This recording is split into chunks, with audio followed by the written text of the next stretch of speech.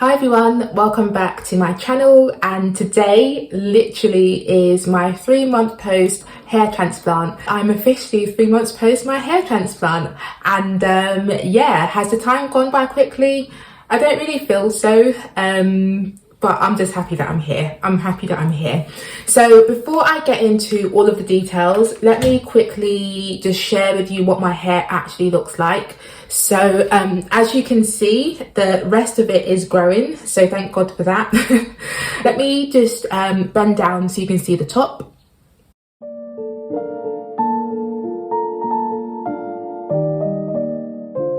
I'll come a bit closer.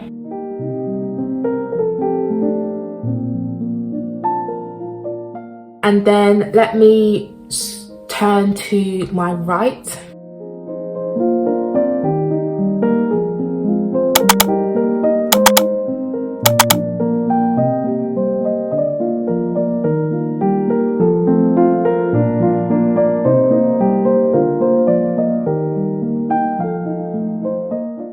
Now come in more closely so you can see my temples.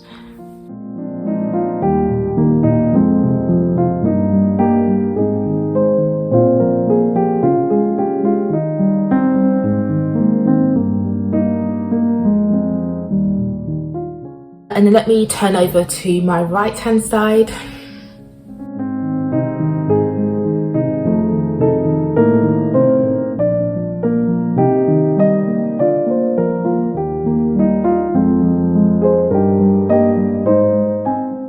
I'll come a bit closer.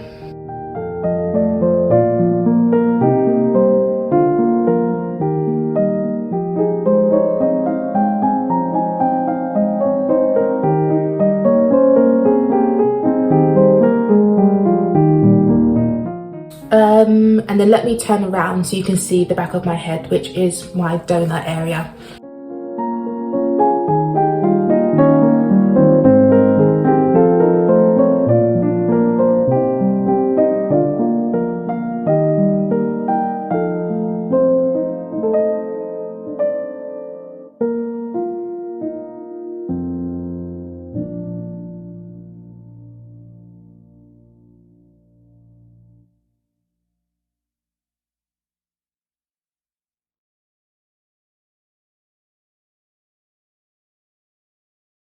Okay, so that is what my hair looks like. I haven't actually looked at it myself from the side angles, so I don't really know. Well, I do know what it looks like, but I don't know, like, to the extent what my progress is, if that makes sense.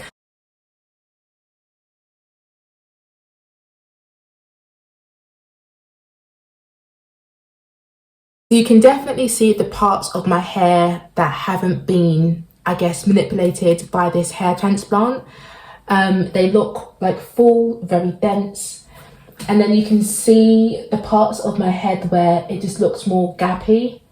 So you definitely can identify the parts of my hair where they took hairs from, and then the parts of my hair where they didn't touch anything. You can see that my hair is very dense towards the bottom, and then when it gets to like the middle, you can see the gaps. And it just makes me think, oh, yeah, I feel a bit sad looking at it actually, because to me it's really evident where they've taken hair from. And as I told you in one of my first few videos, my donut area is quite wide. They took hair from like everywhere. It felt like when they were doing the transplant, it felt like they were taking hair from like all the way up to here even. Like they went around. Also, they mentioned that they took 4,000 grafts, which is a lot of grafts. So it's not surprising that you can clearly see where my hair was transplanted and places where they didn't take any hair. I do feel a bit sad just looking at it, because I'm just praying and hoping that when my hair grows out and grows long, you won't be able to see not the thin parts, but the parts where it's less dense, and then the parts where they didn't take any hair from. At the moment, it's a little bit concerning and I feel quite down, but I'm gonna trust the process and yeah, just trust God and everything. But yeah, I feel a bit down looking at all over my head because I can just clearly see where they've taken hair from. So yeah, I don't know if I've been over harvested. I don't know if I should use that phrase. The fact that they took 4,000 grafts, I told you in the beginning I was very, very concerned, and I told them about it. I wasn't happy. But yeah, I'm just gonna try and not worry about it too much, because I know everyone in their 3-month update videos, everyone is worried about how their hair looks. Everyone fears that they've been over harvested. No one is happy with their hair or how it looks 3 months after a hair transplant. So I'm not the first one to worry if I've been over harvested, but the fact that they took 4,000 grafts does definitely concern me. Yeah. Let's move on to the rest of the video. For how far in I'm at currently, I think this is really good progress. I can see more hair around the actual hairline as opposed to inside. For me, where the thinness was before was literally at my temples, so it was like here. That's where my thinness was. It wasn't really here. So although I'm happy that the hair has grown back and filled in here, the concern was like here for me, and the concern was here where you can see it thin, and also the concern was here again at my temple. So I'm yet to see the full results of how these areas grow in, but I know it's still very early days. You're not going to see it really thick, etc. at 3 months in, but from what I can see so far, I'm happy. So I'm really grateful to God that it seems to be going to plan, and that, yeah, it's looking good so far. So let me go over the few, or like the main points I usually go over in these monthly update videos for you. So numbness, my head at the front is still numb. I think it has reduced slightly, but definitely at the top it's still quite numb. Yeah, it feels, it's numb, it's still numb. So the numbness is still there. I don't know how long it will take to go away. I've seen people commenting on other people's videos saying that their numbness is still there even a year or more later. So I don't know how long it will take to fully go away. I think it has decreased, but it is still numb. Pain, so I do get the sharp pains every now and again, but those have decreased. Those are not often at all. There's no pain on the rest of my head. There's not a reason for there to be anyway. But yeah, the only pain that I feel every now and again are the stabbing pains, but it's not often, so I can't complain about that. Ingrowing hairs, so those have reduced. You probably saw in my 2-month update that I did have quite a few ingrowing hairs. Those definitely have reduced now. I don't get the bumps or the spots that often. I think overall ingrowing hairs have disappeared more or less. I don't know if they will continue into month 4 or 5, who knows, but at the moment they seem to have really decreased, and I don't get them that often, which is great. Shock loss, so shock loss has disappeared or stopped, I believe. My hair just seems to be shedding as normal. So if anything, my hair is now growing back here. It's not really shock loss happening. So I think shock loss is over now. I don't tend to experience that, just from what I can see.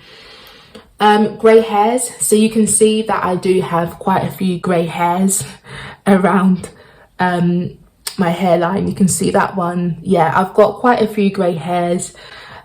Again, I don't know if they actually transplanted my grey hairs from the back to the front of my head, and that's why they're growing out grey, or whether this is just the usual, you know, after you have a transplant you will get grey hairs just naturally as part of the process, and then those fall out, and then when they grow back black. I don't know which one it is. It's not really a concern to me at the moment, because right now I'm just happy that hair is growing. But yeah, of course I would like for these grey hairs to disappear at some point, but I don't think it's extreme, the amount of grey hairs that I have, but you definitely can see them. And you can see as well, I have grey hairs over the rest of my head, just like sporadically over the rest of my head. I've got like a grey patch or circle around here as well. You can see quite a lot of grey hairs here as well. So maybe it's just my natural hairs greying, who knows? Or maybe they actually took grey hairs from the back of my head and put them at the front, or maybe it's just the natural part of the process and these grey hairs will fall out and grow back black, who knows? But yeah, I'll definitely keep you updated with those.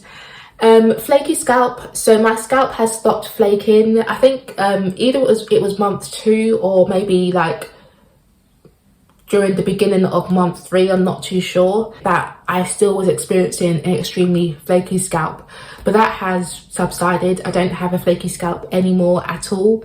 My scalp does itch though, it still itches quite a lot. It isn't as bad as like when I first, like in my first couple months, but it definitely, my scalp definitely does still itch quite a lot and it is quite annoying. But it could be worse, but definitely the itching is still there for sure. How often I'm shampooing my hair, so I've just reduced my shampooing to once a week now.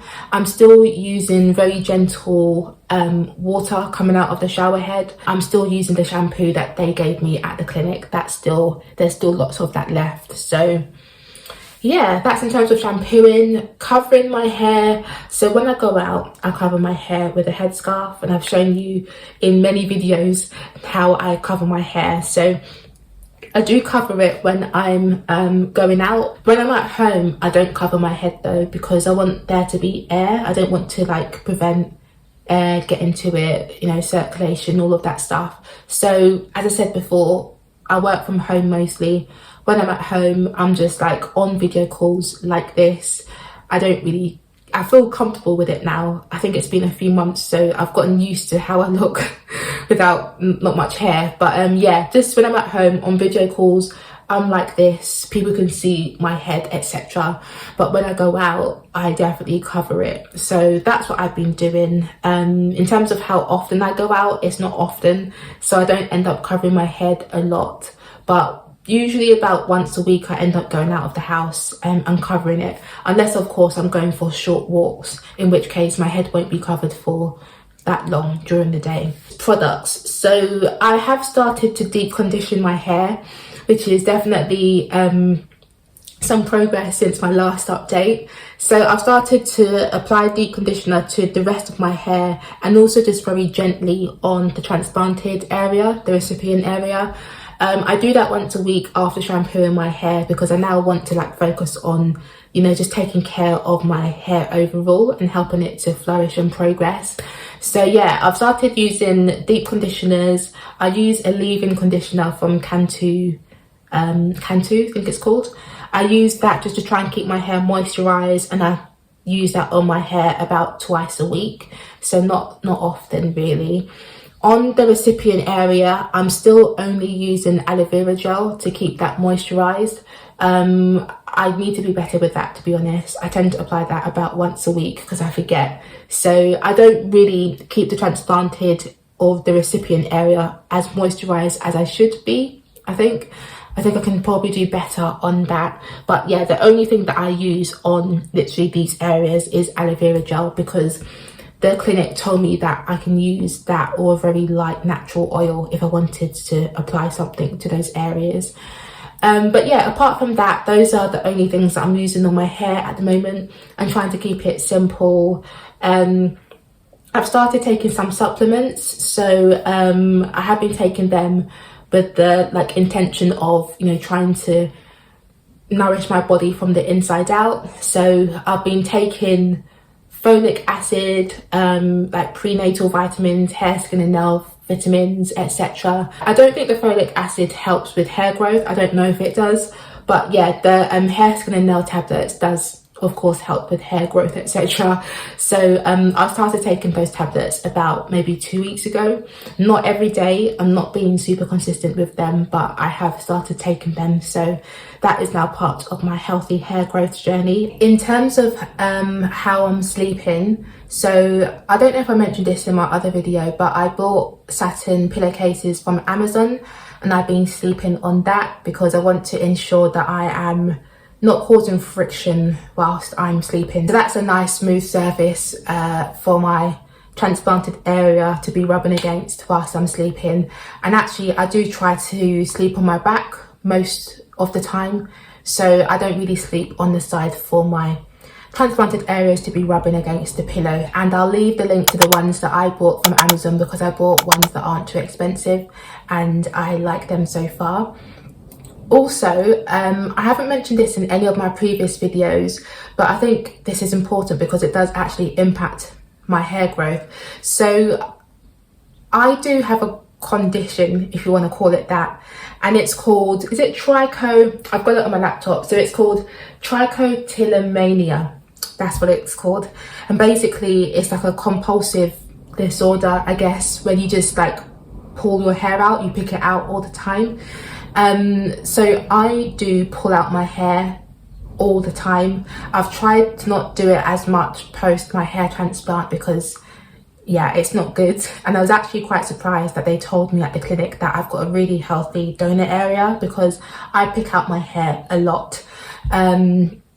I tend to only pick it out when it's short like this, and because I've had my hair cut short like this for like the past year since I cut off my locks, I've been picking out my hair for the past year.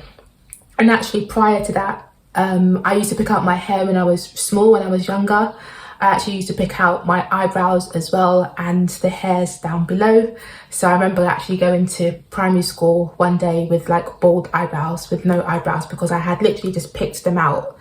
So yeah, that's a bit it's a bit inconvenient, but essentially I still pick my hair out, and although I try and stop myself, I have found myself still picking my hairs out even though I've now had a hair transplant. So I'm not touching the front areas, and I never used to pick out hair from the front areas. So you can't say that, oh, the reason why I had no edges is because I used to pick them out. That is not the case. I only pick out hair from like the rest of my hair, never my edges. So what am I saying? I'm saying basically that I'm trying my best to not continue picking or pulling my hairs out, but obviously because it's a compulsive disorder, you tend to not even notice when you're doing it until you have like many small short hairs around you. They do say that anxiety does impact it and makes it worse, etc., but I tend to just pull my hairs out whilst I'm sitting down eating breakfast, or you know, on my phone or my laptop, etc. So it's something that I am working on, but I don't know if that has impacted my donor area and how it looks, especially now that I have less hair in my donor area. I really need to stop doing this, but it's just something that you do compulsively. You don't even realise that you're doing it. So that's something that I'm battling with and struggling with at the moment.